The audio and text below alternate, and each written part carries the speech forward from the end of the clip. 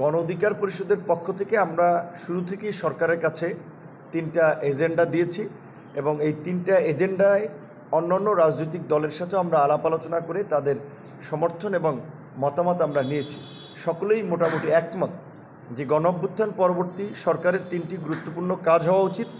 1 নম্বরে এই গণ অভ্যুত্থানে যারা আহত হয়েছে, নিহত হয়েছে, তাদের ক্ষতিপূরণ, আহতদের যথাযথ সুচিকিৎসা, এই জঘন্য গণহত্যা এবং মানবতা বিরোধী অপরাধের সাথে যারা জড়িত ছিল তাদের বিচার এবং বিচারিক প্রক্রিয়ায় তাদের রাজনীতি এদেশ থেকে নিষিদ্ধ করা।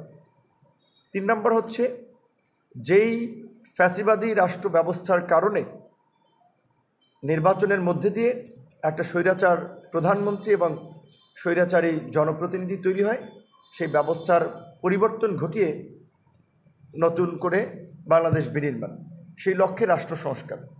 এবং রাষ্ট্র সংস্কারের লক্ষ্যে ইতিমধ্যেই সরকার 15টি কমিশন করেছে। 15টি কমিশন বিভিন্ন অংশীজনদের সাথে আলাপ আলোচনা করে তাদের সংস্কার প্রস্তাবনাগুলো নিয়ে এখন আবার নতুন করে আলোচনা করছে। সেই আলোচনায় ইতিমধ্যেই আপনার একই ব্যক্তি সরকার প্রধান এবং রাজনৈতিক দলের প্রধান না থাকা, সংসদের মেয়াদ 4 বছর করা এবং সংসদে তথা জাতীয় গুরুত্বপূর্ণ সিদ্ধান্ত গ্রহণের ক্ষেত্রে যেন ক্ষমতাসীন দলই একক আধিপত্য বিস্তার করতে না পারে, সেখানে যেন একটা ভারসাম্য থাকে। সেই কারণে একটা জাতীয় সাংবিধানিক পরিষদ গঠনের কথা, যেখানে প্রধানমন্ত্রী, রাষ্ট্রপতি, প্রধান বিচারপতি, সরকারি দল, বিরোধী দল থেকে স্পিকার, ডেপুটি স্পিকার এবং অন্যান্য প্রতিনিধিরা থাকবেন।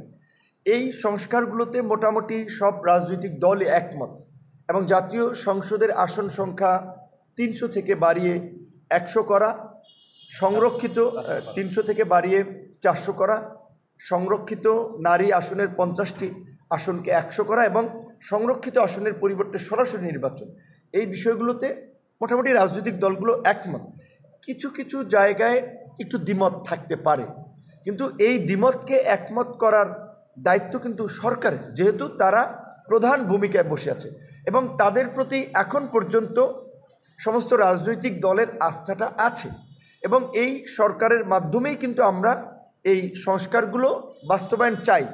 যে কারণে আমরা বলেছি গণ অধিকার পরিষদের পক্ষ থেকে প্রস্তাবনায় যে এই অন্তর্বর্তীকালীন সরকারকে জাতীয় সরকারের রূপদান করে অধ্যাদেশ এবং জাতীয় ঐক্যমতের ভিত্তিতে এই চুক্তিগুলো বাস্তবায়ন করতে হবে। কারণ যেহেতু সংসদ নাই, প্রশ্ন ওঠে যে এই সংস্কারগুলো কিভাবে বাস্তবায়ন হবে।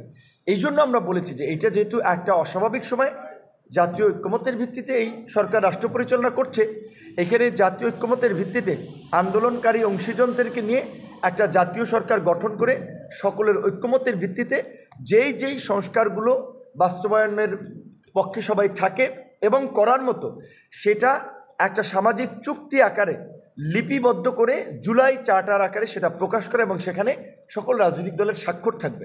এবং এইটা এই জাতীয় সরকার, এখন তো আছে অন্তর্বর্তীকালীন সরকার, আর জাতীয় সরকার হলে সেখানে মোটামুটি সকল ক্রিয়াশীল রাজনৈতিক দলের প্রতিনিধিত্ব থাকবে। এখন উপদেষ্টা পরিষদ আছে 25 জন, জাতীয় সরকার হলে হয়তো আরও 10-15 জন যদি বাড়ে, 40-50 জন যদি হয় সমস্যা নেই, কারণ 48টি মন্ত্রণালয় আছে। এখন নির্বাচন, বারবার এই প্রশ্নটি সবাই করছে এবং এটি নিয়ে আলোচনা হচ্ছে যে নির্বাচনটা কবে হবে।